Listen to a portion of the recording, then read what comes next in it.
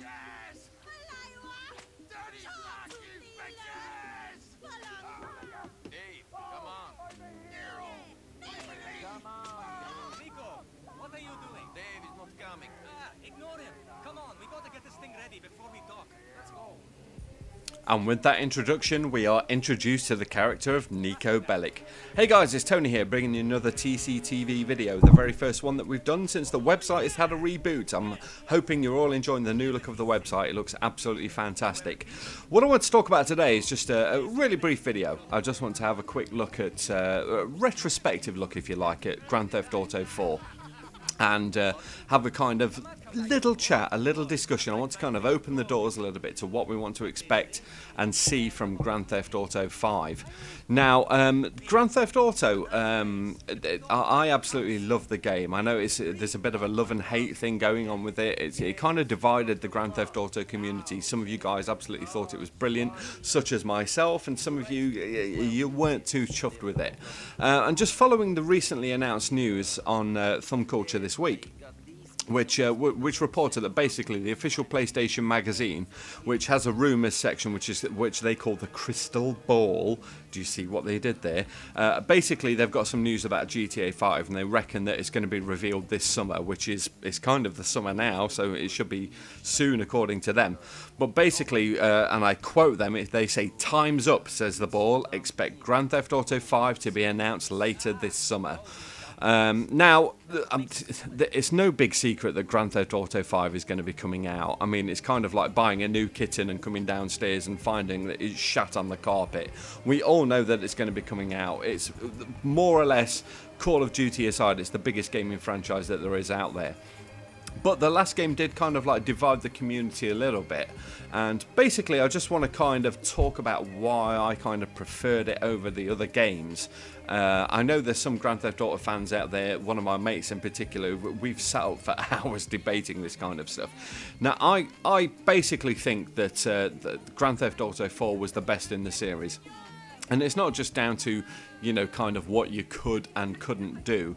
It was more, for me personally, down to the realisation of the characters. Now, the characters and the relationships, I know the phone calls and everything did irritate quite a lot of people, but I kind of thought they were absolutely brilliant. And personally, the relationship, between Ramon and Nico, I thought was great. And this kind of scene here just demonstrates that to a T for me. So let's just have a quick look and just kind of see what I'm talking about. Jesus, Roman, you fucking idiot. How can I take you seriously? Very difficult, I think. Hello, Roman. Hello, Mallory! Yeah, man. Let me tell you about Nico. Nico, this is Mallory, the beautiful girl I tell you about. See? Not everything I The one with the big kahuna. It was. I hope you're less full of shit than your cousin over here. Yes, I just go for number 2. Whatever you say. I thought you were going to marry me, baby. Hey, what? Great. You're fucking crazy, man. You should lose a few pounds. Otherwise, And you should get the toupee. I thank you. But it was just the relationship with the characters. I mean, love them or hate them. All the characters like Jacob and Brucey and all this. Everyone was kind of like a real bum on the whole the phone call situation, the way that they kind of rang you up every 2 minutes and wanted to go out and have a drink or wanted to go bowling or whatever. And I kind of like didn't mind it because to me, basically, it was just echoing real life. I mean, there's times in my own life when I'm wandering around and my phone will ring and I'm like, what the hell does this guy want? And it's just like, oh, I'm out in town, do you fancy a drink or such and such? I thought the relationship with the characters was extremely well-rounded. I thought it was just no matter what it was, whether he was going out on dates, whether it was you were chatting to the crime bosses, to Roman, to anybody, it really kind of captured me, and so much so to the fact, I mean, I played GTA 4 non-stop. It must have been for about 7 or 8 days in a row. I mean, essentially at the time I'd had an accident and I'd bust up my leg and I was just basically settee bound, and I was just playing it so much that it got to the point that every time my mobile phone rang, I was expecting it to be Jacob or Brucey or something. I mean, you know, probably a slight little bit of mental illness in there going along with all that, but I just got really suckered into the world and the characters. And as far as I'm concerned, I'd rather have like a really well developed set of characters than a world that you can kind of do everything in, that you can go leaps and bounds in and everything like this. I know this was a big kind of bugbear within the GTA playing community, and one of the debates that I kind of had with my friend was just how much I prefer to play it, that it is slightly linear, but it's slightly linear for a point, you know, that they're kind of guiding you through because they want you to experience coming to America and living life as Nico and kind of struggling along with it. Whereas one of my friends, he did put up a very good counter argument because his favourite GTA game is San Andreas, and he said it was just a lot more diverse and it just felt a lot bigger. The missions were a lot better. You know, you had the hood and you had all the stuff with the Yakuza, and you was going out and burning weed plantations, and you could steal a jet plane and break into Area 51 and grab a jetpack, and you know, and a good point that he actually made was that you could actually swim and go underwater, which, you know, in games kind of like Red Dead Redemption and stuff, as soon as you touch the water you die. It's almost like it's sulfuric acid or something like that. And the thing that I did kind of like about Grand Theft Auto San Andreas excuse me, was that you could go and work out. You could go and actually kind of like build up your statistics and choose your own clothes and customize your cars and go skydiving and jump on a BMX. And admittedly, I would like a little bit more of the customization in that. But I don't think it actually takes away from GTA 4 at all. I think GTA 4 is a fantastic game, and as far as I'm concerned, the most well realised character in the game is the actual city itself. I mean, the actual city that they've crafted, the way you see people go around and interact with the environments and everything. Still to this day, it's spellbinding. I mean, you can go into the fast food joints and you can see the people coming out and wiping down the tables, and all this stuff's going on independent of your actions. You know that kind of if you went to a fast food joint or whatever at a certain time of the day, people would be going about their jobs.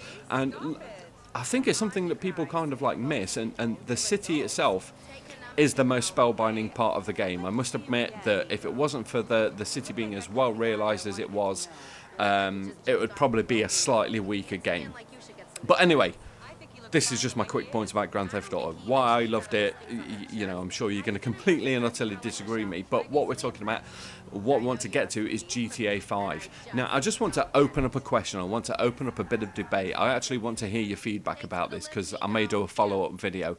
I want to hear, what do you want to see about the game that's going to make it better in your eyes? What is it that Rockstar can do that's going to make the game even more of an improvement than any GTA that's gone before it? Personally, the thing that I would really like to see is taking on the missions in your own kind of way, in the way that you want to actually play the missions, taking on more of a kind of Hitman style, because what you've kind of like got, you may have to kind of ambush some gangsters in an alleyway or something, and it essentially tells you what to do. It's like, go here, here's the sniper rifle, shoot these people, get away. Some of the missions did get repetitive. It was like, go here, drop this off, fight a gang, escape from the police. It got a little bit boring. So what I'd kind of like want to see, the real big improvement, is give me a choice of what I want to do in a mission. Give me an end objective, and it's up to me how to kind of like get there. If I want to go there by helicopter, strap explosives onto the helicopter, jump out of that, parachute down to the ground, have the helicopter plummet into the middle of this gang meeting, blow the living shit out of everybody, me make away with the loot. Just let me be the deciding force in that. Let me take on that decision, be it good or bad. You know, so what is it that you want to see? Do you want to see the phones gotten rid of? Do you want to see a bit of a more freestyle way of playing? Do you want the sandbox open? Do you just essentially want San Andreas remade with a set of different characters? I mean, I've kind of got a £50 bet on with my friend regarding GTA. I reckon it's going to have that LA Noire technology in it, and I know there's been a bit of a hoo-ha with Rockstar and Team Bondi at the minute about the game and the relationship. I don't know if it's going to work out. My idea is that the whole LA Noire thing, no matter, even if it is a brilliant game or not, it's a bit of a technological testing ground for the new GTA game. My friend completely and utterly disagrees with me.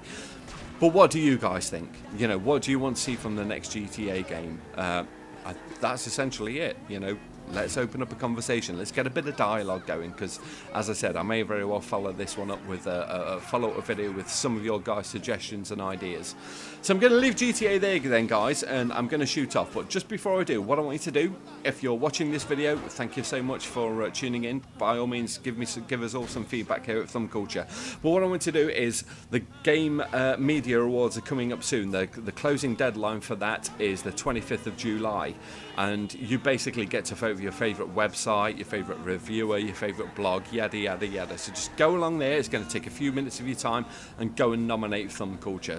Computer and video games have already given us a shout out, which is absolutely fantastic, but I'm sure with your help we can get a lot farther. So anyway, guys, this is Tony from TCTV. Looking forward to your feedback, and I'll speak to you guys later. Take care.